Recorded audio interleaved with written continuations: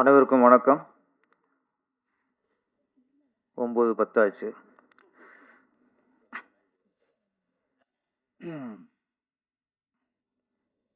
இன்னைக்கு நடுநாடு இசை வெளியீட்டு விழாவா, இந்த படத்தின் வெற்றிக்கு தயாரிப்பாளரா, இயக்குனரா, டிஎஃப்டி சரியானதா சரியில்லாததா? ஆமாம், சிறிய படங்களுக்கு தியேட்டர் கிடைக்குமா கிடைக்காதா? இந்த மாதிரி பல விவாதங்கள் முடிந்த சூழலில் நான் வந்திருக்கேன். இப்போது இருந்தாலும் சுருக்கமாக நம்மளும் ஒரு மன வருத்தத்தை பதிவு பண்ணி ஆகணும்.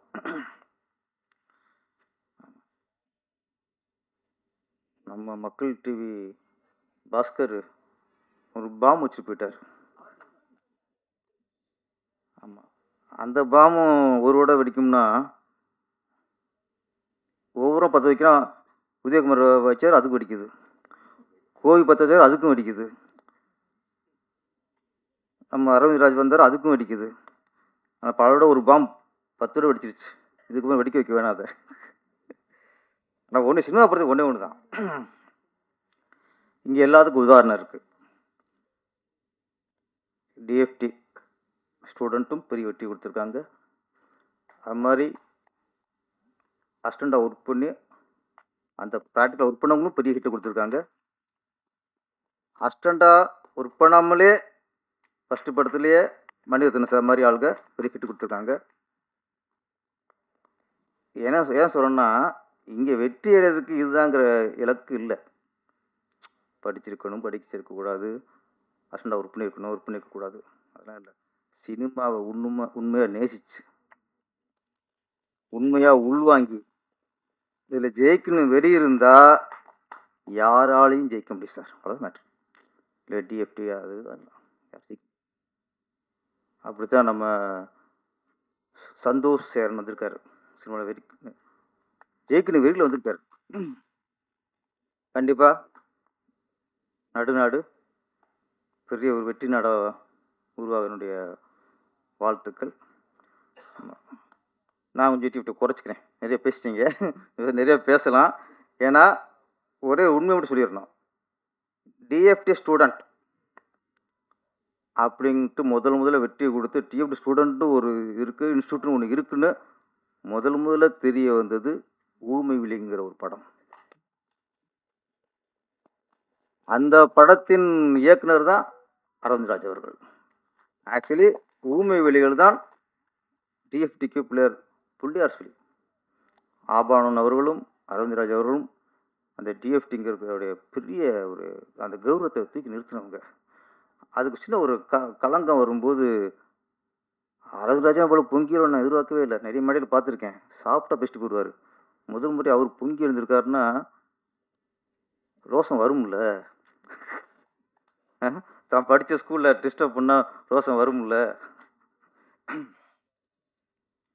இந்த படத்தில் முக்கியமாக 2 பேரை பாராட்டி ஆகணும். அது ஒரு 2 பேரும் ஜாம்பரம் தான். ஒன்று இசையமைப்பாளர் பரணி அவர்கள். ஏறத்தாழ வெள்ளி விழாவை தாண்டி, அதாவது 25 வருஷத்தை தாண்டி இந்த சினிமாவில் பயணிச்சுக்கிட்டு இருக்கார்.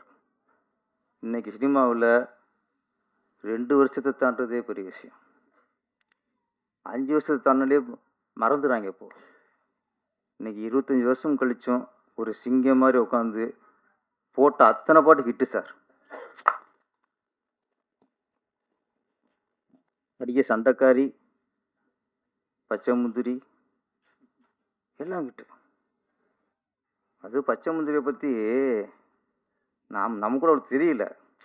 பாம்பின் கால் பாம்பரிங்கிற மாதிரி ஒரு கவிஞரனுடைய இதைத்தான் இன்னொரு கவிஞர், அதாவது உதயகுமார் சாரும் கவிஞர் தானே, பாடலாசிரியர். நம்ம பச்சை முந்திரி டியூனில் வார்த்தை நினச்சோம். ஆனால் அதுக்குள்ளே அவர் பாருங்க எவ்வளோ யோசிச்சிருக்காரு பாருங்க.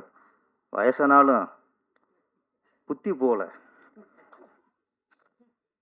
பச்சை முந்திரி பச்சை போக வேண்டியனே. அதுக்கு அவர் பல அர்த்தம். அவள் அப்பாவையும் பிள்ளையும் மாட்டி விட்டார். என்னை பற்றி பச்சை முந்திரின்னா நம்ம பசுமரத்து ஆணிபம்ல அது மாதிரி நடிச்சு போண்டியானே. ஓகே. உங்கள் ஏரியா நினைக்கிறேன், முந்திரி விளையிற ஏரியா பாருங்க. அதான் அந்தந்த மண்ணோட வாசனை தான் அது வந்திருக்கு. நல்லா 25 வருஷம் கழிச்சு இன்றைக்கும் பரணி சார் அவர்கள் சினிமாவில் பயணிச்சுட்டு இன்றைக்கும் ஒரு பேரோடு இருக்காருன்னா ஆண்டவன் கொடுத்த வரம் சார். இன்னொன்று, சினிமாவில் அதிசயம்னா என்னென்னா, சினிமாவில் சில அதிசயம் இருக்கும். 100 படம் பண்ணோம், 150 படம் பண்ணோம், அத்தனை ஹிட்டு கொடுத்தோம். சினிமாவில் வெற்றி அடைந்த பின்பும் யார் ஒரு எளிமையாக இருக்கிறாரோ அவர் தான் அதிசயம். பல ஹிட்டை கொடுத்ததுக்கப்புறம் எப்போ பார்த்தாலும் சரி, பரணி சார் அவ்வளோ எளிமையாக இருப்பார். இவர் தான் அந்த பாட்டெலாம் ஹிட்டு கொடுத்தாரா, இவர் திருமணம் பண்ணாரா அப்படின்னு பார்த்து நம்ம அதிசயம் பார்த்துட்டே இருக்கணும். பரணி சார், வாழ்த்துக்கள் சார். அதுக்கப்புறம் அடுத்து இன்னொருத்தர், அதுதான் எங்கள் சம்பத் ராம். அவரும் அதே தான், 25 வருஷமாக இந்த சினிமாவில் பயணிச்சுட்டு இருக்காரு. ஒரு நடிகராக பயணித்து இன்றைக்கி ஒரு மெயின் ரோல். ஆக்சுவலி பாரு, சம்பத் ராம் மாறுபட்ட வேடத்திலும் அவர் ஹைலைட் பண்ணுற அளவுக்குன்னா முழுக்க சொல்கிறேன். சம்பத் ராம் பொறுத்த வரைக்கும் முழுக்க உழைப்பு உழைப்பு உழைப்பு, முயற்சி முயற்சி முயற்சி. எங்கேயுமே அவர் ஓகே நடிச்சிட்டான் சோர்ந்து போனார். இன்னமும் ஆரம்ப காலகட்டத்தில் எனக்கு தெரியும், இவர் ஆரம்ப காலகட்டத்தில் என்ன முயற்சி பண்ணாரோ அதே முயற்சி. நான் சொல்கிறேன், 20 வருஷத்துக்கு 25 வருஷம் நடிகர் இன்னும் எப்படி இருந்தாரோ அதே முயற்சி இன்றைக்கி இருக்கவருக்கு. நீங்கள் 200 ஒன்றும் இல்லை, 500 நடிப்பீங்க. கதாநாயகன் பலரும் நடிப்பீங்க.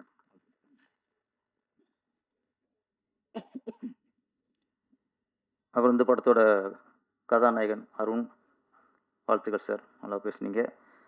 அவர் சொல்லும்போது ஒன்று சொன்னார், இயக்குனர் கதையை ஃபுல்லாக சொல்லலை, பார்ட்டாக சொன்னார்ன்ட்டு. அது ஒரு கலை சார். இயக்குனருக்கே இவ்வளோ ஒரு கலை. நாங்கள் பயங்கர ஏமாத்துக்காரங்க. எப்படின்னா, ஒரு வில்லண்டு கதை சொல்லும்போது அவன் கதை சொல்லும்போது படம் முழுக்க இருக்க மாதிரி சொல்லிவிடுவான். ஆனால் 4 சீன் தான் இருக்கும், அது வேறு விஷயம். அது மாதிரி ஒரு அப்பா கேரக்டர் போய் சொல்லுவான், இந்த கதையே அவரும் தாங்கியிருக்க மாதிரி நினைப்பார். நான் கதை சொல்லும்போது படம் பார்க்கும்போது தெரியும், இல்லையா டம்மி வந்துட்டாங்க அப்படின்ட்டு. அது மாதிரி ஒரு கதாநாயகன் கதை சொல்லுவான், ஹீரோ பார்த்து அப்பா அடுத்த ரஜினி நம்ம தான் போல இருக்கு நினைப்பான், அடுத்த விஜய் நம்ம தான் போல இருக்கு நினைப்பான். படம் பார்க்கும்போது தெரியும், அது 4-5 ஹீரோ இருப்பாங்க, அதிகமாக ஒருத்தனாக இருப்பான். என்னென்னா, இந்த கதை சொல்லி ஏமாத்துறதுல வல்லவர்கள் நாங்கள். திருப்பாச்சி இதே மாதிரி நானும் ஏமாத்தினேன். விஜய் சார் இல்லை, அவர் ஏமாற்ற முடியாது, அதனால தான் நிச்சயமேட்டார். அவர் யாரும் ஏமாற்ற முடியாது. அவர் பலர் தண்ணி காட்டுவார், அவருக்காக தண்ணி காட்ட முடியாது. இப்போ திருப்பாச்சி விஜய் சார் கமிட் ஆகிடுச்சு. அடுத்து ஹீரோயின் கதை சொல்லி ஒத்துக்க வைக்கணும். திருசான முடிவு பண்ணியாச்சு. இப்போ நான் கதை சொல்கிறேன். அந்த ஓப்பனிங், நீ எந்த ஊர் நான் எந்த ஊர், அந்த சாங்லாம் வராது. பிகினிங்கே ஹீரோ தங்கச்சி கல்யாணம் பண்ணி சென்னை கூப்பிட்டு வர்றாரு. இது நாங்கள் சொல்கிறது. நீங்கள் இதை 6வது எடுக்கிறீங்க ஃபஸ்ட்டு. அவங்க நினைக்கிறாங்க, இதான் ஃபஸ்ட்டு போல இருக்குது அப்படின்ட்டு. அவங்க சின்ன சொல்லி பார்த்தா படம் முழுக்க இருக்க மாதிரியே அவங்க புருஷன் மட்டும் டீட்டெயிலாக சொல்லியாச்சு. அவங்க ஓகேட்டாங்க, நல்லா இருக்கு, சூப்பர் விஜய், வாடா போடா அவங்க சிலர் இருக்குல்ல, அவ்வளோ ரசிக்கிறாங்க அப்படியே. ஆமாம், எல்லாம் சொல்லி முடிஞ்சிச்சு. படம் பார்த்து படம் நல்லா இருக்குது, என் மேலே காண்டாயிட்டாங்க. ஏண்டா இவன் கதை அப்படி சொன்னானே, படம் முழுக்க அவன் இருக்க மாதிரி இருந்துச்சு. கடைசி மொத்தமே 4 சீனு, அதில் 3 சீனு சாங் லீடு அப்படின்ட்டு படம் பார்க்கும்போது தான் இந்த ஆள் நம்மளை கதை சொல்லி ஏமாற்றிட்டான்னு தெரிஞ்சுது. அதுக்கப்புறம் எனக்கு கால்ஷீட் கொடுக்கவே இல்லை, அது வேறு விஷயம். அது மாதிரி நாங்கள் அப்படி தான் இயக்குனர்லாம் நாங்கள் அங்கங்கே எல்லாருமே எங்களுக்கு காசு ஹீரோன்னு சொல்லுவோம். அந்த மாதிரி சந்தோஷ் சேகரனும் எங்கள் லிஸ்ட்டில் சேர்ந்துட்டார். ஓகேயா? ம். இன்னொரு விஷயம், அ புது ப்ரொடியூசர் அ இயக்குனர் நல்ல வாய்ப்பு குடுத்துருக்கிறாரு. படம் பார்க்கும்போது உண்மையிலேயே இந்த இயக்குனர் அந்த ப்ரொடியூசர் குடுத்த பணத்த வேஸ்ட் பண்ணாம கரெக்ட்டா பண்ணியிருக்கான்னு தெரிஞ்சது. இதுல முதல்ல பாராட்ட வேண்டிய ஆளு கேமராமேன் செந்தில் மாறன். மிரட்டிட்டார் சார். இந்த திருப்பினா பாருங்க நீங்க. அடியே சண்டைக்காரி. ஒரு ஃப்ரேம் கூட வேஸ்ட் இல்ல சார். ஒவ்வொரு ஃப்ரேம் சரி. அவ்வளவு அழகா. ஃப்ரேம் சென்ஸ் அப்படி இருக்கு. ஒரு ஒரு செடிக்கு வச்சா அந்த அந்த செடிக்குள்ள ஒரு போர்க்கணும் ஒரு செடி வச்சு, அழகா ஓவியம் மாரி அவ்வளவு செதுக்கியிருக்காரு. இந்த படத்துக்கு பெரிய ப்ளஸ் கேமராமேன் செந்தில். அதுக்கடுத்து மிஸ்டர் பரண் சார் எடிட்டர். எடிட்டர் இதை கொஞ்சம் பாராட்டிட்டாரு. அதே மாதிரி எடிட்டிங் நல்லா சூப்பர். நடுநாடு சீக்கிரம் படம் முடியல சென்சார் ஆயிடுச்சா? ஆமாம் ஆமாம். சீக்கிரம் சென்சார் ஆகி பெரிய திரையரங்கில் படம் ரிலீஸ் ஆகி பெரிய வெற்றி அடையணும். அதுக்கு என்னுடைய வாழ்த்துக்கள். ப்ரொடியூசர் இந்த படம் வெற்றிக்கு அப்புறம் தொடர்ந்து படங்கள் பண்ணணும். கதாநாயகி நல்லா ஹோம்லியாக இருக்குங்க மேடம். பார்க்குறாங்க நம்மளுக்கு சொல்லலையே எல்லாரையும் சொல்கிறானேன்ட்டு. ஆமாம் நல்லா வருவீங்க. சாங்ஸில் நல்லா சூப்பராக ஆக்ட் பண்ணியிருக்கீங்க. அவர் இன்னொரு ஹீரோ, அவருக்கு என்னுடைய வாழ்த்துக்கள். ப்ரொடியூசருக்கு வாழ்த்துக்கள். ப்ரொடியூசர் தொடர்ந்து நீ பாட்டு எழுதுங்க. ஆமாம். ஏற்கனவே என்னென்னா இந்த டைரக்டர்லாம் பாட்டு எழுதுறாங்கன்ட்டு பெரிய பிரச்சனையாக இருக்குது.